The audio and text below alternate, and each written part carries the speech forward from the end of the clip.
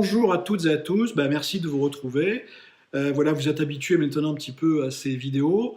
Vous avez été nombreux, en tout cas parmi les clients que j'avais sondés à l'époque, à me demander comment Propulsion Conseil sélectionnait ses candidats. Voilà. Alors je vais essayer de vous y répondre simplement. Sachez que je ne vais pas évoquer le sourcing, parce que c'est quand même un premier critère clé, hein. Le sourcing, ça nécessite de contacter 200 à 700 candidats pour arriver à trouver un profil derrière. Alors 700 c'est excessif, mais sachez que la moyenne c'est quand même entre 200 et 300. Pourquoi? Parce que 300 candidats contactés, ça fait 30 candidats rencontrés, et puis ça fait 3 candidats shortlistés pour ensuite que l'entreprise en choisisse un.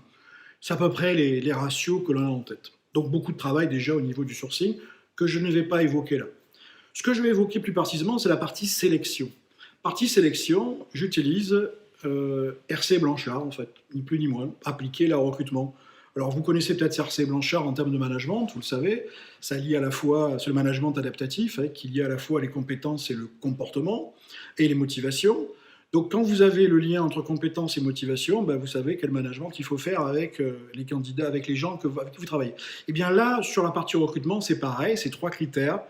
La compétence, le comportement, la motivation vont être des critères clés de choix. Alors la compétence, c'est facile. La compétence, il y a des compétences techniques qui se mesurent. Et là, qu'est-ce que je fais? Moi, généralement, je fais un questionnaire technique avec l'entreprise. Un questionnaire qui dure 10 minutes. Il ne s'agit pas qu'avec le questionnaire, la personne devienne prix Nobel. Hein, ce n'est pas le cas, on sait que ça n'arrivera pas. Il s'agit de trouver quelques questions qui vont permettre quelques questions clés qui vont permettre de sélectionner, de faire un peu le Pontosane, excusez-moi cette expression, et d'éliminer les candidats qui ne sauront pas répondre à ces basiques-là. Donc ça, c'est indispensable. Premier item. Après, il y a des métiers où c'est pas besoin. Quand on recrute un commercial, quand on recrute un comptable, on sait déjà à peu près les points clés, mais il s'agit là de postes très spécifiques. Ensuite, vient la partie comportement. Alors cette partie comportement, pour moi, est essentielle parce qu'on sait qu'on ne va pas forcément recruter les mêmes comportements et on va voir les aptitudes. D'abord, il y a celles que vous demandez. On dit toujours le sens de l'équipe, le sens de la relation client, etc. etc. Et ça, c'est des choses qu'on détecte à travers des outils, à travers l'expérience, mais des outils comme le DISC. Donc la personne va remplir son questionnaire DISC, c'est un truc en ligne par Internet, ça lui prend 20 minutes. Moi, je vais avoir tous les éléments de réponse que je vais travailler, je vais aller picorer là-dedans les éléments de réponse qui m'intéressent par rapport à ce que je cherche de lui ou d'elle, en tout cas du candidat, et à travers ça, ça va me permettre de valider les comportements qui sont adaptés à la fois à ce que recherche l'entreprise, mais aussi à ce que recherche le poste, qui sont dans le poste. Exemple, un commercial sédentaire, on ne le recrutera pas avec le même profil qu'avec un commercial terrain. Ce ne sont pas les mêmes aptitudes personnelles. Dans le cas du sédentaire, on va chercher quelqu'un qui sait créer le lien sur la durée. Dans le cas du commercial terrain, on va chercher quelqu'un, s'il n'arrive pas à rentrer par la porte, il faudra qu'il rentre par la fenêtre. Donc quelqu'un, on peut dire, un peu plus agressif, tout sans casser la relation, bien évidemment. Et puis il y a des profils qu'on ne prendra absolument pas parce qu'ils ne sont pas faits pour la relation, tout simplement. Donc c'est ce genre d'approche que l'on va avoir. Le troisième clé, ça va être la motivation. Et là, sur ce sujet-là, bon, je ne vais pas vous donner les secrets de fabrication. Ça, c'est quelque chose qui est très important. Mais sachez que la motivation, ça se teste. Et que sur les candidats que je trouve intéressants, je vais démultiplier les contacts.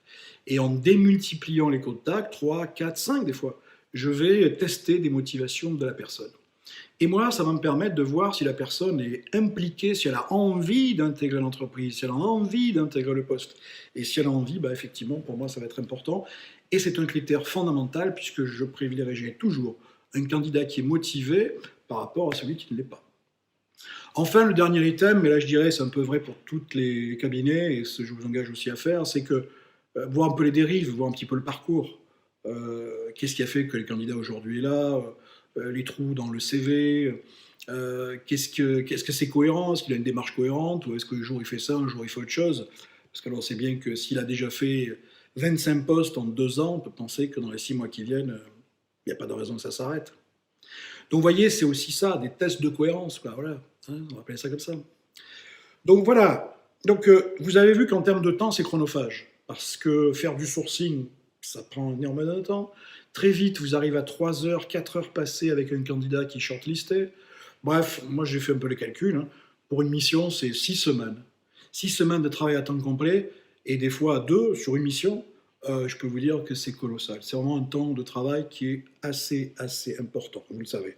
Donc pour bien recruter, ben, il faut y passer du temps, c'est du jus de coude, quoi, c'est de l'énergie. Il faut en avoir pour recruter. Surtout si on fait une démarche proactive comme je le fais. Donc voilà. Alors c'est vrai, c'est un petit peu rapide. J'imagine que ça peut susciter plein de questions. Donc si vous en avez, n'hésitez pas à me les poser. Je serai toujours là pour y répondre avec grand plaisir. En tout cas, j'imagine que ça a pu susciter pardon, certaines questions que vous avez posées. Euh, Moi, j'ai envie de vous dire, bah, écoutez, avec quoi vous repartez de cette capsule vidéo? Qu'est-ce que vous en tirez pour vous, vos équipes? Est-ce qu'il y a des choses qui vous ont interpellé? Voilà. Donc, si vous vous sentez à l'aise avec tout ça, bah, parfait, très bien. Et puis, si vous avez quelques questions, interrogations, des doutes, bah, n'hésitez pas. Et je vous dis à très vite, contactez-moi. En tout cas, n'hésitez pas à liker et à vous abonner. Il y aura encore plein de vidéos sur tout ce qui touche aux ressources humaines en entreprise. Merci et à très vite. Au revoir.